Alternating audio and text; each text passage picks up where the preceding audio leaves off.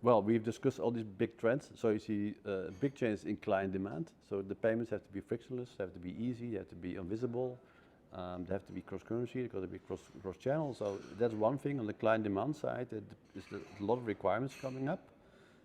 But also the industry is kind of changing the way that finance is done. We discussed open banking and embedded finance. So these developments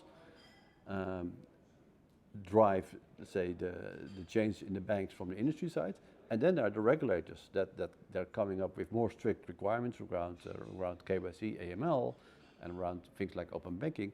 At the same time, requiring banks to be open to competition and innovate more. So that these three big drivers put the bank in the middle. And in our research, the banks said they're most concerned about, let's say, the increasing competition with the new entrants and also the big three payment providers. So all the commodity payment services are being driven. Yeah, you see a race to the bottom in terms of price.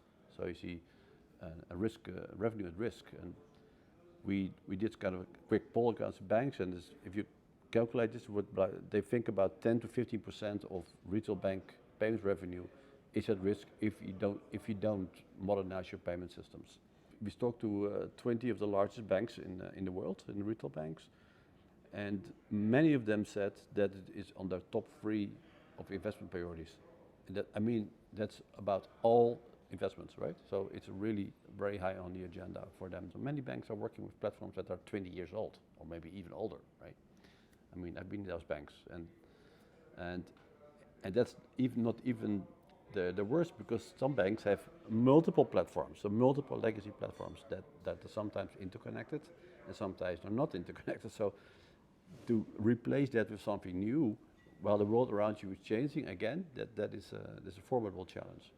And well, you've seen the investment budgets that some of the banks are setting aside for making that digital transformation.